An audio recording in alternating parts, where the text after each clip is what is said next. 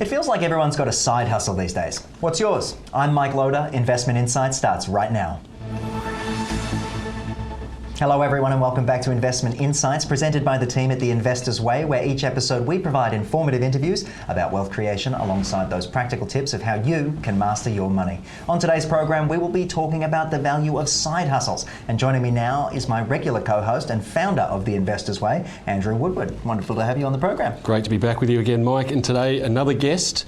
And this lady is the genius when it comes to understanding side hustles, business income, all that type of stuff. So I'd love to introduce you to Laeticia Andrac from The Essential Shift. Wonderful to have you on the program. Thank you for having me. Very good. And Laeticia, she is a genius. And we're talking about rising cost of living, inflation. Everybody's thinking about how can I grow my my income, and the side hustles become the most favoured way to look at doing that. And so I want to ask you straight off the bat, what are some of the ways that we can create additional income if our job income is capped? Yes, your job income is definitely capped. What we've seen in Sydney is an increase in the property price by 17% when your income raised only by multiplier 4 in the last 20 years. So if you want to generate new income, side hustle is the answer. So how can you do that? First of all, leverage your skills. That the first thing I always say is, what are you good at? What are people coming and asking you a question about? Yeah. I know for you, Andrew, it's everything around financial wealth. Yeah. How do we create wealth? Yes. And so this is where you can start side hustling and then going all in when it's growing and successful. Yeah. So we've gone down the path of creating a side hustle. What are the real benefits? What are the core benefits, in your opinion, of having that side hustle? So when you start a side hustle, what's happening is often you're a solopreneur. So you don't have many costs of having a team, running something that is really expensive. So you're making great profit. And that's what you want. You want to make profits, so then you can reinject in the business and you can grow. And that's the beauty of having a side hustle, because often you start with something that is something that you're good at, you're passionate about, you know there is a market for it, and then you're making good money. You take that money for yourself, and that's the beauty, because then the snowball effect is created and you can grow and grow and grow.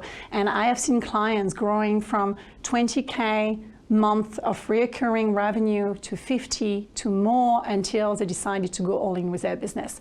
But it's not everyone's story. Some like to keep it separate, keeping their day job and having a side hustle. It sounds like you need a little bit of business savvy in order to do this. Is that the case? Those numbers sound quite intimidating, I think, for some. It's like, I don't know my worth if I'm a gig worker or I want to do that. How do I go about doing those things? What would your advice be? So the first advice I always give everyone is make some space in your life so that you can then dedicate this time to your side hustle. Because it's going to take time. It takes time. Yeah. So for me personally, I started side hustling. I was a general manager in Telstra. So I asked to move on 4 days a week, so then I had a day to dedicate to my side hustle. And that's how I started, and that's what I hope many people listening to this will do, is finding those time in your week. So it can be delegating some domestic work, or it can be finding time outside of your day-to-day job to create this side hustle. So first step is making time. The second step is finding something that you're really competent in, really good at, so then people will pay for your expertise or for your product or for your software good money, because it is highly valuable and highly needed. It is on demand, and it's something that you don't feel like you're really working, so your side hustle becomes something that you love doing and dedicating time. What would you say to those people who love these hobbies or these passions or these side hustles, and so to speak, but they don't have the psychological sort of, I'm a little bit scared, I'm a little bit nervous, I don't want to jump in just yet? What would you say to those people who are on the edge? What is the cost of you not doing it? It's often an opportunity cost that you're sitting on. So you may keep going and fighting for this next promotion. You may go for maybe a 4% raise.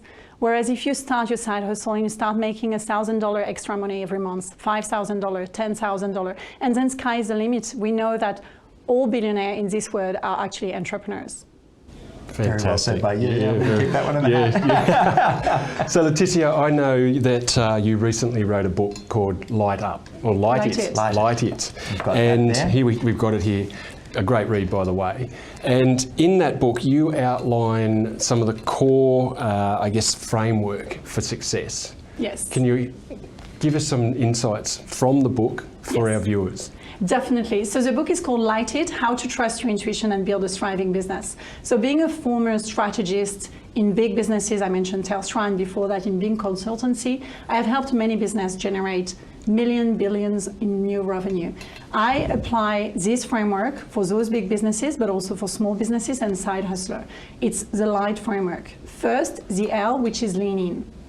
You need to lean in. You need to know why you're creating your business. What is your vision? And working then backwards from that vision, which is the I of the LIGHT framework, illuminating the path to achieve that vision. So we mentioned maybe you make 20K a month in that side hustle. You may not start with 20K a month, but that's your vision. How can you make $500 this month? Is it by selling one course, which is $500, or is it by selling 10 books, which are $50? What is the way for you to make your first 500? And then you grow and you grow and you grow. So this is the I of illuminating, which is a really clear planning in business. Then we have the G, which is gathering. If you want to start making sales in your business and as a side hustler, your first client, and maybe you're going to confirm that for me, Andrew, when you started, they are your friends, they are the people you know, they are the people in your network, and you're like, hey, I'm opening this side hustle. Do you want to work with me? This is a gathering stage. You gather, you never start from scratch. I moved from France to Australia, and yet I have a very strong network here because I asked the connection I had in France, can you introduce me to people in Australia? You gather. If you don't know yet someone, you ask someone else for an introduction. And then there is the H of the framework, which is honoring. The 20K month, the 50K month, the $1 million story, the 10-figure story, they take time to build. This is the honoring stage. You need to take time for your side hustle to be successful. Don't pressure the sales process. And then you have the T, which is transform, and your transformation may be, I am happy running a 6, multiple 6, 7-figure side hustle and keeping my day job, or I want to go all in with my side hustle and keep growing it and potentially creating another side hustle on the side of my full-time entrepreneur job, which we see many entrepreneurs having not just one business, but multiple businesses. It's funny that you say, did my first client come from my network? Yeah. Interestingly, when you're talking to people about their money, your friends and family aren't that keen to talk to you about their money. So my first client didn't come from my internal little network. I had to work a little bit harder for it. And you talk about this journey and the whole light framework.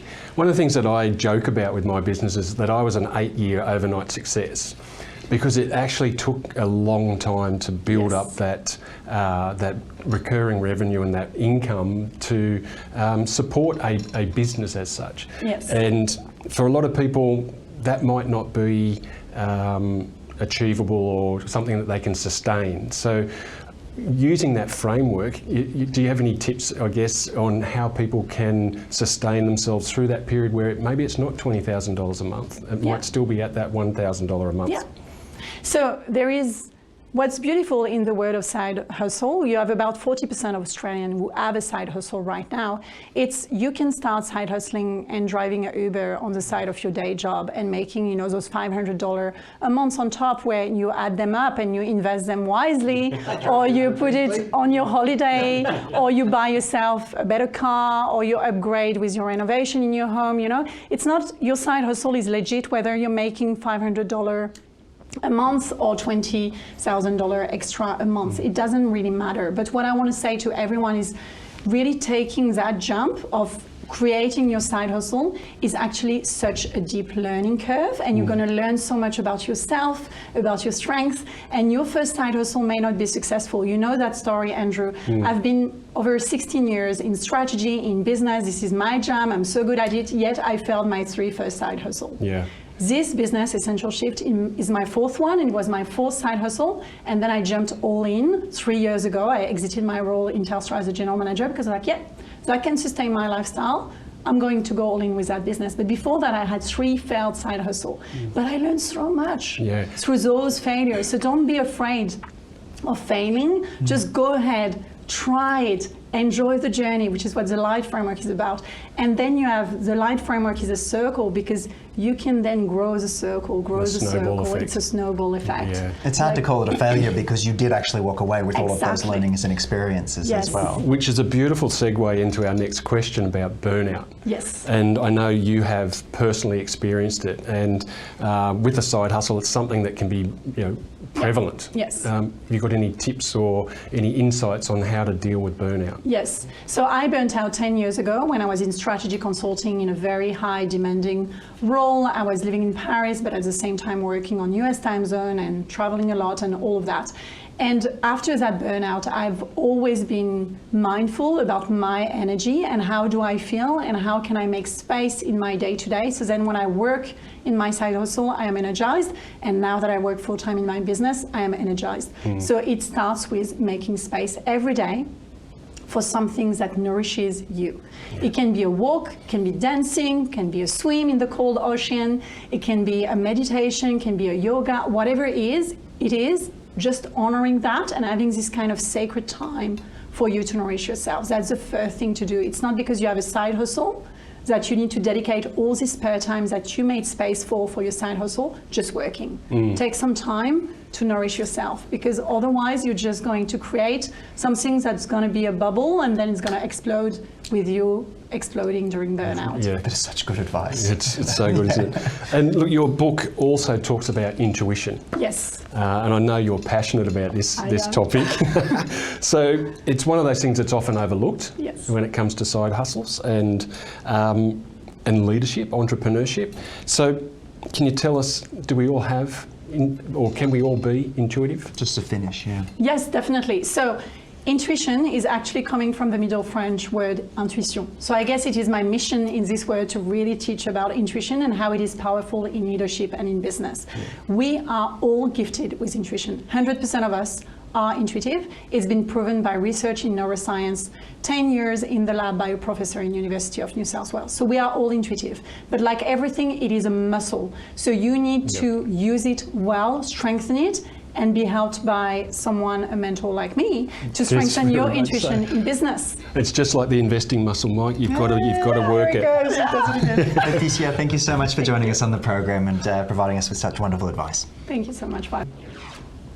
All right, that's the program for now. Be sure to head to theinvestorsway.com.au for more information. And of course, the information provided in this program is for general informational purposes only and does not constitute any professional financial advice. Always do your own research, team, and perhaps follow your intuition a little bit more. I look forward to seeing you again very soon. Be well. You're watching Ticker. We'll have more in just a few minutes.